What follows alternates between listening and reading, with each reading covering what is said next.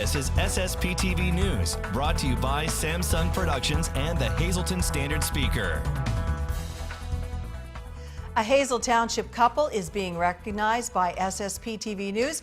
We'll introduce you to our very first Volunteers of the Week.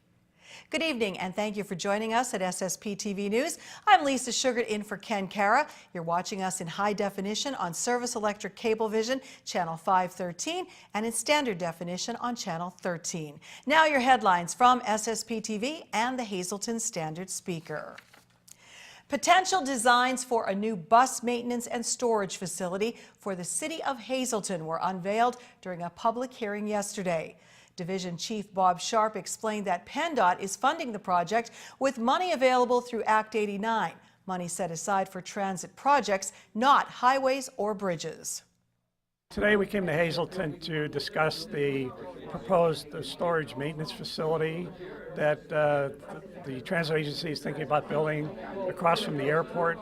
The facility would house their vehicles and they'd be able to maintain them, store all their vehicles undercover, and their current or future contractor would use that facility.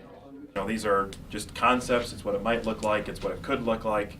Our job was just find something that's big enough to suit the needs of what Hazleton Public Transit needs. What are the potential options and how we could make it work on that site? And then once there's an assurity from to PennDOT and Hazleton that we can make this work, then they proceed into the design with the designer and it goes from there. It's a good idea for Hazleton where we're going to save money on the contract proposals that we're going to receive over the next few years. It should cut the cost and should be able to serve the people better. Now you can read more about the project in today's Standard Speaker and at standardspeaker.com. Well, what a difference a day makes. We have drone video for you tonight taken of the massive ice chunks in the Susquehanna River yesterday. The situation triggered the National Weather Service to issue a flood warning, and a voluntary evacuation was issued last night for West Pittston and Duryea. Then our John Eric Poli took these photos this morning, and the river looked much different, with levels dropping thanks to the ice jams breaking apart. According to the National Weather Service, the river receded more than 10 feet from its crest at 3:45 this morning. His fight against illegal immigration began when he was mayor of Hazleton. The issue triggered him to run for United States Congress, and now as a candidate for U.S. Senate, Lou Barletta is ready for his critics to resurface. They're going to call you a racist. They're going to say Lou Barletta is a racist, and they're going to bring up everything that you cannot believe. You're used to that. How do you react to that? Well, I've been through that, during my time as mayor, standing up when no other politician in the country would have. But I stood up for the people that I represented here, and I was called every name in the book. I mean, I've had, I've been called every name you could imagine. And this is a way that the media, this is a tool that they use to try to shut you down. Most politicians will back off. Nobody wants to be called a racist. But I stood strong, Sam, because anyone who knows me and the people here best, understand that I was actually standing up for immigrants. I was pro-immigrant in saying that this is a country of immigrants and we are doing the wrong thing to them as well as to the American citizens, and most people get it. The congressman is a guest on a new Sam Lassant show that premieres tonight at 8 o'clock on HD 513 and Channel 13, or watch anytime, anywhere with our free Samsung Productions app, also at SSPTV.com. I know it's your favorite time of the week. Time now to call and enter to win a box of 12 slices of Frankie's Cold Pizza with their signature sauce and cheese blend, baked fresh with no preservatives. Call 570-459-9813, extension 104. Leave us your full name and phone number. The winner will be drawn at random. Remember, you can only win once every 30 days here on SSPTV. Still ahead, our first ever Volunteers of the Week. And get ready for another counterpunch from our very own John Eric Poli. This is SSPTV News, your place for 24 hours of your hometown news and information.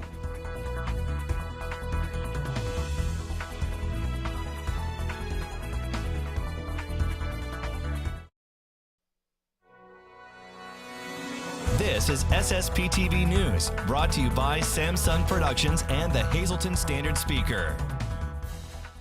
Charles McElwee is back with us today. He is the Vice President of the Greater Hazleton Historical Society and Museum in downtown Hazleton. And as we've been telling people all along, the museum needs money to survive, and they need the community to provide that support. Yes, so last year we started a campaign to raise money to keep the museum operating in downtown Hazleton. So when people hear the Historical Society, they may not realize that we have this 3-story museum in downtown Hazleton with one of the largest collections of artifacts in northeastern Pennsylvania. We're essentially bursting at the seams. And we often receive inquiries about artifacts that families or individuals may have to donate to the museum. And that's appreciated, but our big focus now is actually raising money to keep our operation going and our mission strong in the community. So we were able to begin raising money last year, but we have such a long way to go. So last year we launched HazletonHistory.org, which is the website for the museum, and that allows you to donate online. So in addition to being able to contribute directly to the museum, if you write a check and send it to 55 North Wyoming Street in Hazleton, you can also contribute directly online, which is, of course, is the trend today for so many nonprofit organizations. We have a lot going on. We plan on participating in First Friday events throughout the year. Again, with historic walking tours are always a resounding success. And we have this huge historic district project underway with a lot of partners working with us. But those are secondary to really, we need the finances to continue doing that type of work. So we would appreciate in the community if we continue to receive donations. If you want to join the museum, become a member, become a volunteer. We need volunteers. We have a long way to go, and we want to make sure that our mission can continue in Greater Hazleton. And memberships are very reasonable. Memberships are very reasonable. The beginning rate is $25 per year, and you can go to HazletonHistory.org to see the various membership levels in which you can join. But if you can't contribute, at least consider volunteering for the museum. We're always looking for volunteers. We have our open houses, and we're always in desperate need for people to help lead the tours and just have coverage for each floor. One last thing I just wanted to bring attention to, the Facebook page as well, because there's always a wealth of information. You're looking back at a lot of the history right there on the Facebook page. Right, that's a repository of so much information going back 6 years now, really, that we really got that page going. And even we continue to post, but you just visit the Facebook page, just scroll down. You'll see so many, it's a pictorial history filled with information. And yes, if you want to keep up with what we're doing, the Facebook page is your best option. All right, you don't have to be a member of Facebook to check out that page. You can Absolutely, just, right. you know, Google it and get on it that way. Right. So check out what the Historical Society is doing. It means a lot to our area, but they can't keep doing what they're doing, their good works, without the help of the community. Time now for weather on SSPTV News. Well, it was nice to see that bright, shiny object in the sky today. Will it stick around? Here's the latest forecast from the National Weather Service. Tonight, clear skies are low around 13 degrees. Moving on to our 4-day outlook, sunshine tomorrow, warmer with a high near 40. For Friday night, mostly clear, not as cold, a low of 26. Saturday gets a star, more sunshine, temperatures getting near 50 degrees. Saturday night, there's a 60% chance of showers and rain overnight. Cloudy with a low around 38. Then more showers are possible Sunday, cloudy skies with a high of 45. A slight chance of snow showers after 1 a.m. Sunday night. Mostly cloudy, a low of 28. Partly sunny as we head back to work on Monday with a high near 36 degrees. And mostly cloudy Monday night with a low of 17. Well, tonight, SSPTV News is very proud to launch a new segment to recognize those who make our area special. Our Volunteer of the Week, a person, couple, or group who makes this a better place to live. It's being brought to you by Workforce Resources Staffing Company in West Hazleton. With temporary to permanent, seasonal, and temporary placements, you must apply in person. Tonight, our very first honorees, a wonderful couple from Hazel Township, Jeff and Vicki Fritz. Jeff, I'm going to start with you. Your wife tells me she's afraid to talk on camera, but I don't believe her. You guys do a lot in this community, so give us a little synopsis of the many organizations that you have been involved with. And we've helped out Brandon's Forever Home pretty much from the inception. We're helping the homeless shelter. We help with, we do Santa and Mrs. Claus. We go to a lot of nonprofit organizations, and we do all of this for free. It's just a thrill to do something like this, to see a smile on someone's face, whether it's a child or an adult. That's, to me, that's payment enough, and that's just what we do. That's wonderful. There's not a lot of people like that in the world, and we're so glad to have you here. Vicki, you told me this all started how? Well, I contribute our volunteerism to a very special person in my life, who was my mother-in-law. Unfortunately, we lost her back in 1984. But the last conversation I had with her, prior to her passing, she told me that one day Jeffrey and I would be rewarded for all the good we do for people. And not long after she passed, we were blessed with a child after 10 years of marriage. I truly believe in good karma. I believe you helping others brings good things in your life. We have had a good life, married for 42 years. 41 years, I'm sorry, Jeffrey. It'll be 42 soon. But I truly believe that she sent me a message that day that I have lived with from then on. I like helping wherever we can, as small or as big as it is, and that's why we do what we do. I honestly believe that. You guys told me you love seeing smiles on other people's faces. So what does that do to you? Because you're not only giving to others, you said you're getting a lot out of this. Absolutely, especially our Santa and Mrs. Claus. We have the best time. Jeffrey and I can be very silly at our old age, but we have the best time when a child comes to us and is crying and the parents are begging, please sit on Santa's lap. And Santa is so good at getting that child to sit with him so that the parents can get a picture. The parents are so excited and can never thank us enough. That is very enjoyable to us. We go home and talk about that all the time, about each event, how something happened in that event that made it so special and want to do it again. Oh, that's wonderful. And you guys tell me you do all these things and you don't want payment, but sometimes people want to make a donation, especially if Mr. and Mrs. Claus come out. So tell us what you do with the donations as well, because organizations like Community Services for Sight, located right upstairs from us, have benefited from your good works. Yes, as a matter of fact, last year we did give our donations that we've received from the Santa visits that we did to Community Services for Sight. Again, we don't charge for our Santa visits, as we just want to see a smile make people happy, and that's what we love to do. This year we're planning on donating monies to two unfortunate people this year, which are Dana, I can't think of her last name, Scatton, and Grayson, the baby Grayson, with the sad situation that's going on with their life. So that's where we're giving our donations for this year. Community Services for Sight, we've helped them out a number of years, either doing car shows or just being there to volunteer for a run that they're having or something. It's just fun to help. Well, I would say congratulations. Hearing your story, and we've only touched on a handful of things that they've done because we could be here a lot longer. Congratulations on the good works you do. You're inspiring others to do the same. Keep it up.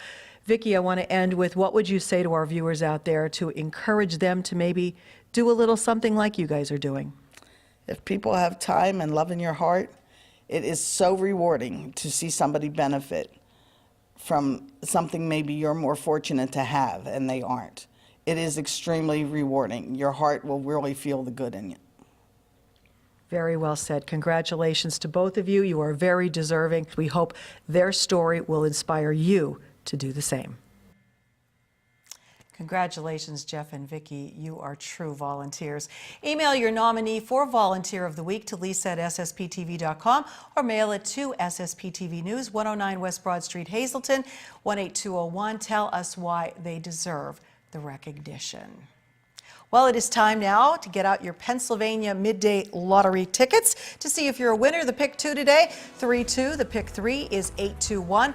Pick 4, 7990, and the pick 5, 99310. Our wild number is 7. Get ready for John Eric Poli when we come right back.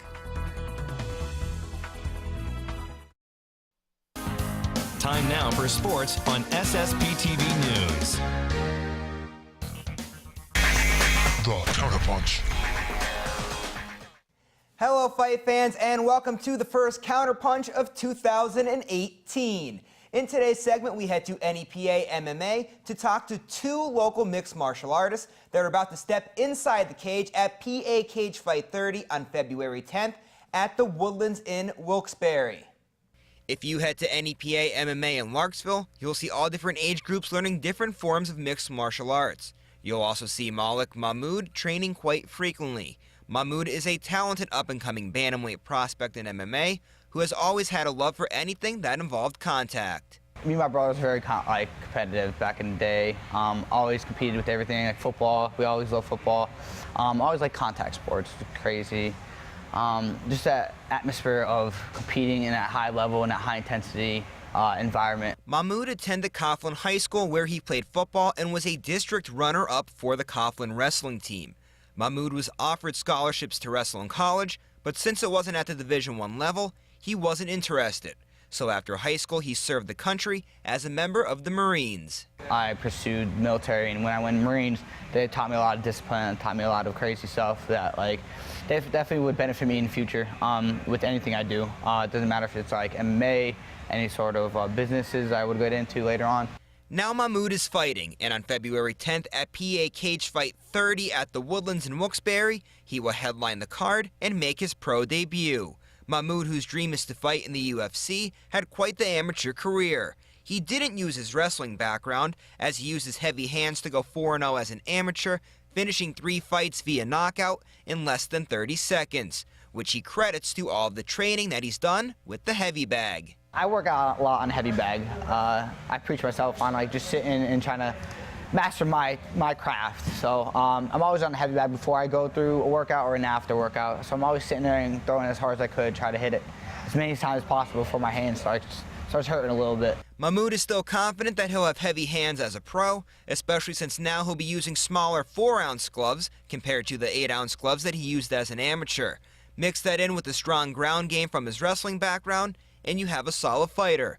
But Mahmoud knows there's still work to be done to become a complete fighter. I don't like to be a one-sided fighter. A lot of people say that if you want to be great in a sport, you have to be good at all of it. Like Brazilian Jiu-Jitsu, your grappling, your Muay Thai, obviously striking, boxing.